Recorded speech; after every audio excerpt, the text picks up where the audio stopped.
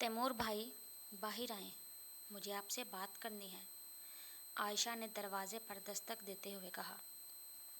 لیکن مجھے کسی سے کوئی بات نہیں کرنی، پلیز تم چلی جاؤ عائشہ، مجھے یقین ہے تمہیں فاریہ نے بھیجا ہے، اسے جا کر بتا دو، مجھے اس کی کسی بھی بات پر یقین نہیں ہے، جو میں نے اپنی آنکھوں سے دیکھا وہی سچ ہے۔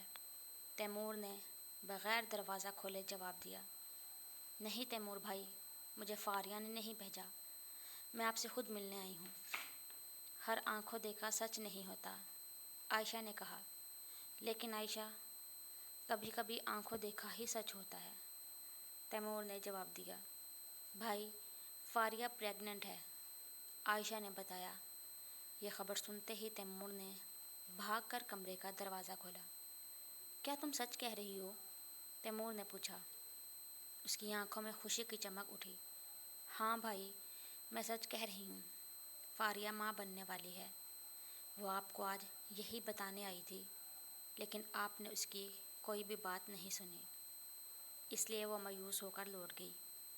وہ پچھلے 2 ماہ سے پریگننٹ ہے، وہ آپ کو بتانا چاہتی تھی لیکن سیلا نے اسے منع کر دیا کہ وہ یہ خوشخبری آپ دونوں کی ویڈنگ اینیورسری پر دے، لیکن اس سے پہلے یہ سب ہو گیا۔ عائشہ نے دروازے پر کھڑے ہو کر پوری تفصیل بتائی۔ ایسا کیوں کیا فاریہ نے میرے ساتھ؟ کیا کمی تھی میری محبت میں؟ تیمور نے شکوہ کرتے ہوئے کہا۔ فاریہ نے نہیں، یہ سب سیلا نے کیا ہے، یہ سب اس کا پلان تھا، وہ آپ دونوں کو خوش نہیں دیکھ سکتی تھی، اس نے یہ سب آپ دونوں کو جدا کرنے کے لیے کیا، اور وہ اس میں کامیاب بھی ہو گئی، عائشہ نے کہا۔ میرا دل نہیں مانتا، سیلا ایسی نہیں ہے، تیمور نے کہا۔ تو کیا فاریہ ایسی ہے؟ اس دل کو سمجھائیے، پوچھیے اپنے دل سے، کیا آپ کی فاریہ ایسی ہے؟ عائشہ نے کہا۔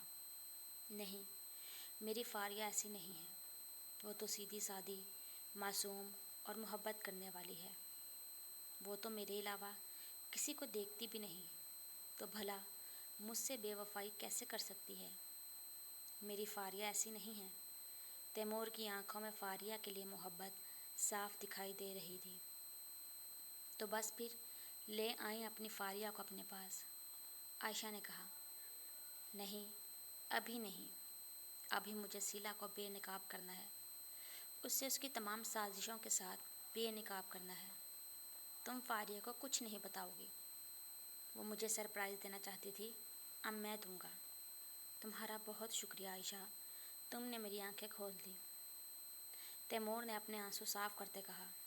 ٹھیک ہے بھائی، میں فاریہ کو کچھ نہیں بتاؤں گی، عائشہ نے مسکراتے ہوئے جواب دیا۔ میری فاریہ اور میرا بچہ اب تمہارے پاس میری امانت ہے، جنہیں میں بہت جلد آ کر لے جاؤں گا، تب تک ان کا اچھے سے خیال رکھنا۔ تیمور نے مسکراتے ہوئے تنبیہ کی۔ جی بھائی، عائشہ نے جواب دیا۔ او سوری، باتوں باتوں میں دھیان ہی نہیں رہا، تمہیں بیٹھنے کا بھی نہیں کہا، بیٹھو، میں چائے لاتا ہوں، تیمور نے شرمندگی سے کہا۔ نہیں بھائی، کوئی بات نہیں، میرا اپنا گھر ہے، دیر ہو رہی ہے، فاریہ گھر پر اکیلی ہے، چلتی ہوں، عائشہ نے جواب دیا۔ ٹھیک ہے، فاریہ کا خیال رکھنا اور اسے کچھ نہیں بتانا، عائشہ نے کہا۔ فکر نہ کرے بھائی، کچھ نہیں بتاؤں گی، عائشہ نے مسکرا کر جواب دیا اور وہاں سے گھر کے لیے نکل گئی۔ وہ جیسے ہی گھر پہنچی، فاریہ نے عائشہ سے پوچھا، کیا کہا تیمور نے؟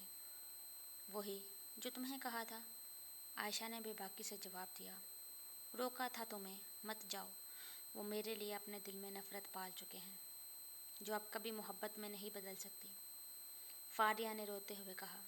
عائشہ کا فاریہ کو روتے دیکھ کر دل کر رہا تھا کہ حقیقت بتا دے، لیکن تیمور نے منع کیا تھا، اس لیے وہ خاموش رہی اور اپنے کمرے میں چلی گئی۔ سر، آپ سے کوئی علی صاحب ملنے آئے ہیں، ریسیپشن میں بیٹھی لڑکی نے کال کر کے کہا۔ ہاں ٹھیک ہے، بھیج دو میرے کیبن میں، تیمور نے کہا اور کال بند کر دی۔